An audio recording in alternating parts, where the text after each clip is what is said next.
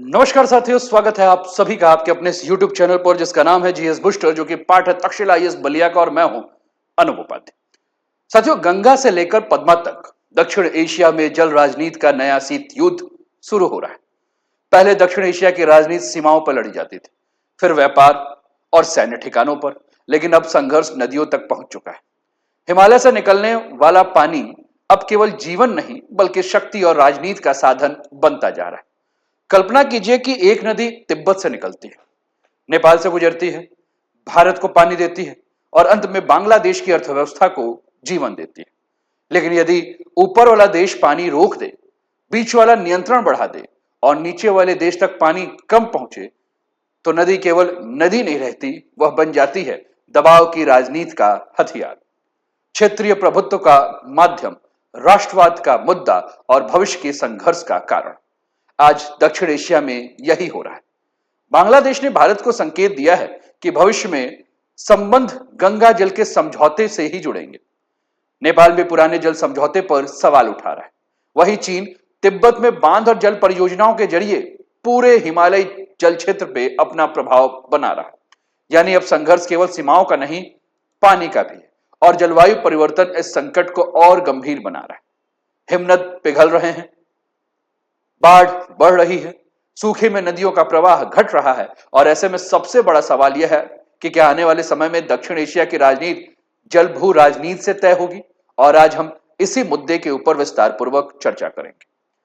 साथियों, चैनल पर पहली बार है तो चैनल को सब्सक्राइब करके बेल आइकन दबा दीजिएगा। वीडियो को बहुत ध्यान से अंत तक देखिएगा। आपके जो भी विचार हैं उन सारे विचारों का हम स्वागत करते हैं, तो अपने विचारों को भी दीजिएगा। लेकिन एक बात और, तटस्थ होकर पूरे वीडियो देखने के बाद ही अपने विचार को दे तो ज्यादा अच्छा होगा।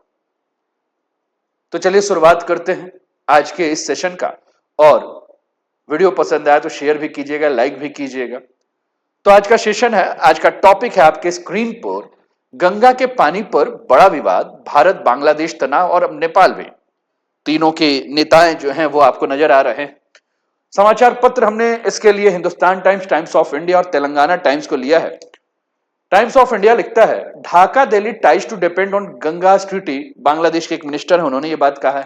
हिंदुस्तान टाइम्स लिखता है, Bangladesh ties with India will depend on Ganga water treaty renewal, BNP ऐसा कह रहा है। Bangladesh BNP link India ties to new Ganga treaty. Bangladesh ruling BNP said future ties with India depend on a new Ganga water sharing treaty aligned with Dhaka's need। साथियों, गंगा जल संधि के ऊपर हम चर्चा करते हैं पहले, फिर टॉपिक को लेकर आगे बढ़ेंगे तो इसको समझना बहुत ही ज्यादा आसान होगा। साथियों, भारत और बांग्लादेश के बीच वर्ष 1996 में गंगा जल बंटवारा संधि पर हस्ताक्षर हुआ था और यह समझौता तत्कालीन भारतीय प्रधानमंत्री एच.डी. देवेगौड़ा और बांग्लादेश की प्रधानमंत्री शेख हसीना के बीच हुआ था।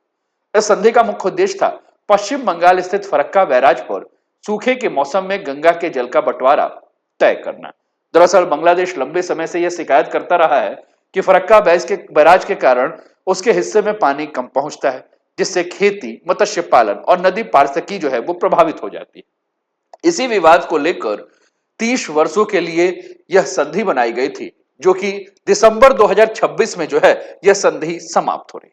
12 दिसंबर 1996 नई दिल्ली में जो है वह संधि के ऊपर हस्ताक्षर हुआ था, गंगा जल बंटवारा संधि, जिसमें फरक्का बैराज पर जल बंटवारे का फॉर्मूला तय किया गया था।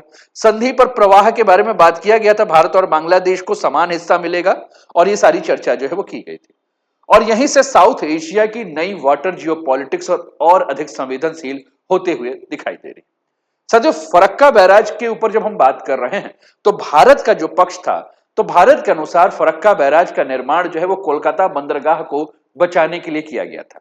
हुगली नदी में अतिरिक्त जल भेजकर गाद और तलछट हटाना जो है आवश्यक था, ताकि कोलकाता बंदरगाह जो है वो चालू रहे, व्यापार प्रभावित ना हो और पूर्वी भारत की अर्थव्यवस्था सुरक्षित रहे। भारत इसे आर्थिक और रणनीतिक आवश्यकता मानता है। वहीं बांग्लादेश का आरोप यह है कि सूखे के मौसम में उसके हिस्से के पानी का प्रवाह जो है वो कम हो जाता है। बांग्लादेश के अनुसार समुद्री लवणता इससे बढ़ जाती है और खेती जो है प्रभावित हो जाती है, मत्स्य पालन को जो है वो नुकसान पहुंचता है और साथ ही साथ अगर हम बात करें तो जैव विविधता जो है उसको भी खतरा आने लगता है।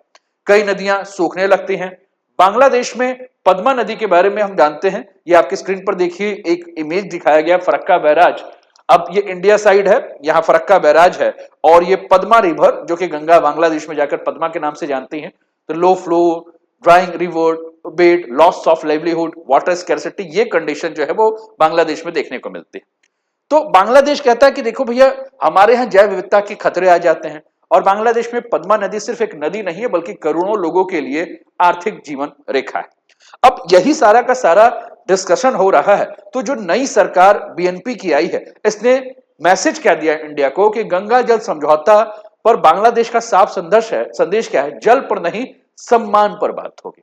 बांग्लादेश नेशनलिस्ट पार्टी अब ये बात खुलकर कह रही है कि भारत के साथ भविष्य में जो भी संबंध होंगे वो नई गंगा जल संधि के ऊपर निर्भर करेंगे। और ये केवल एक सामान्य कूटनीतिक बयान नहीं है साथियों, इसके पीछे तीन बड़े संदेश छिपे हैं। सबसे पहला रणनीतिक संदेश, दूसरा घरेलू राष्ट्रवाद और तीसरा भारत के ऊपर वार्ता का दबाव बनाना। यानी बीएनपी ये दिखाना चाहते हैं कि अब बांग्लादेश चुप रहने वाला छोटा साझेदार देश नहीं है।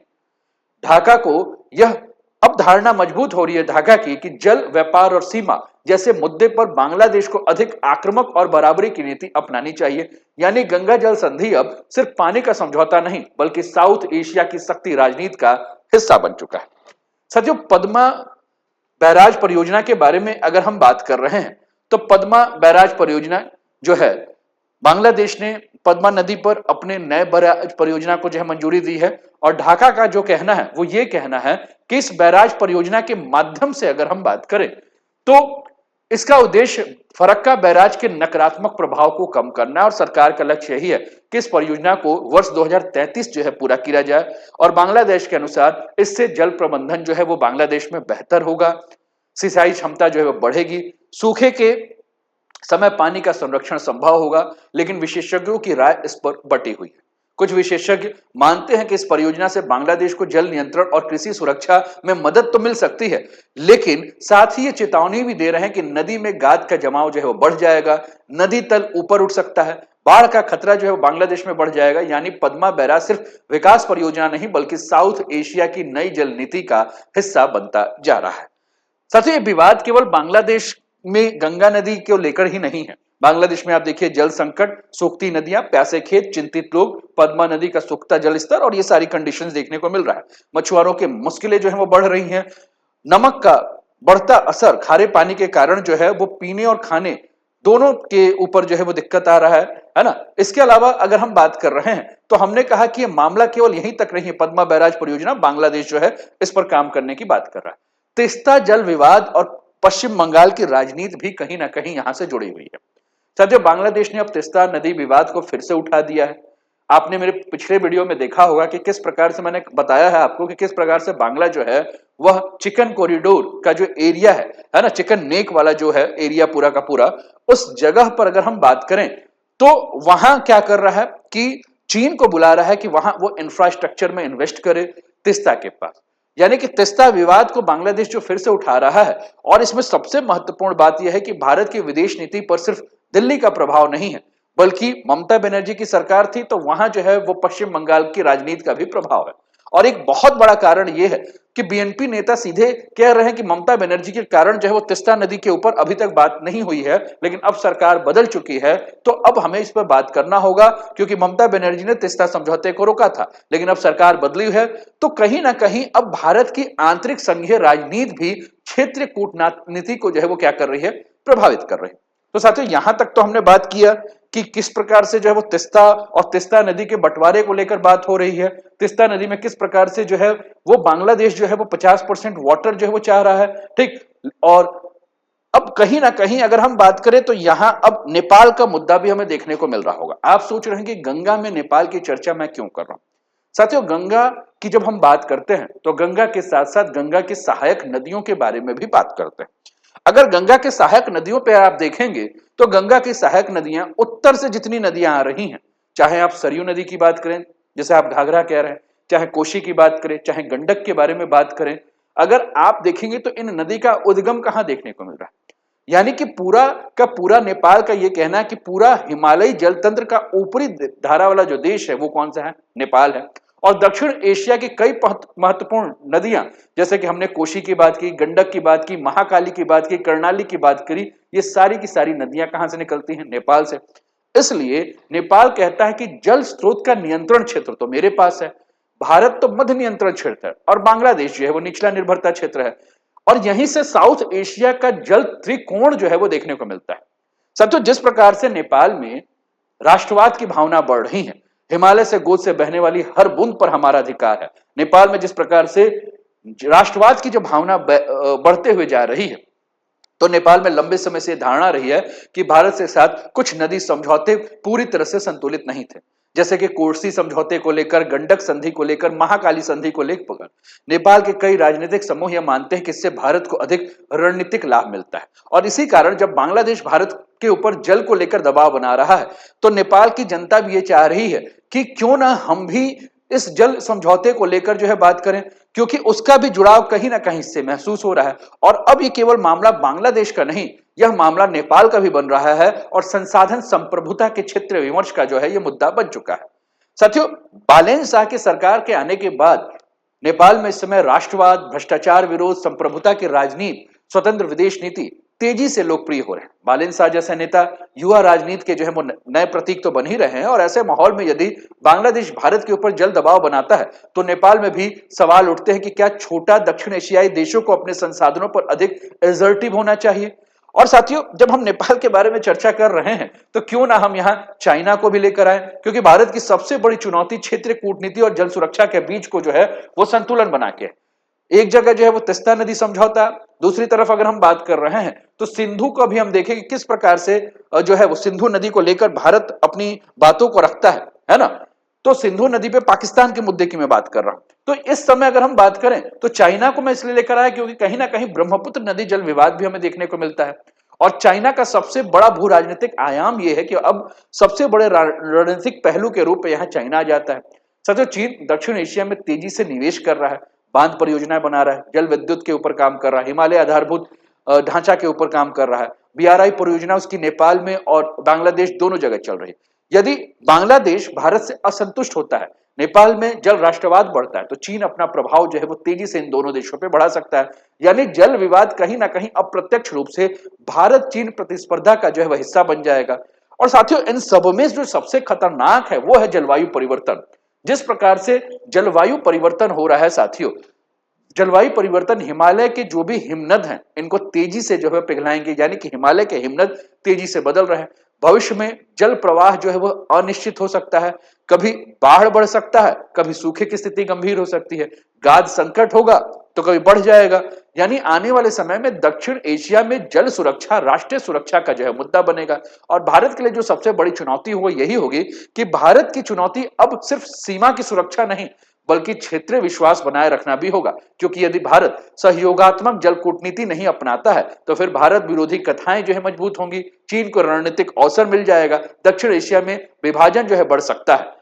तो कुल मिलाकर अगर हम इस पूरे मुद्दे को देखें तो इस मुद्दे से हमें यही समझ में आ रहा है कि हमने जो जलवायु परिवर्तन के बारे में जो बात की कि पिघलते हिमालय ग्लेशियर्स, सूखा और जल की कमी, भविष्य का खतरा क्या है, जल संकट से बढ़ेगा संघर्ष, अत्यधिक बाढ़ होंगे। तो कुल मिलाकर आज का संकट कल का भयावह भविष्य है ना, ये भी हमें देखने को मिल रहा है। तो कुल मिलाकर मैं आपसे यही कह सकता हूं साथियों अंततः कि दक्षिण एशिया अब एक नए भू राजनीतिक दौर में प्रवेश कर रहा है, और ये केवल भारत बांग्लादेश जल विवाद नहीं, यह हिमालय भू राजनीति, संसाधन राष्ट्रवाद, भारत चीन प्रतिस्पर्धा, जलवायु दबाव और क्षेत्रीय कूटनीति, इन सभी का जो है क्या हो चुका है, एक संगम बन चुका है।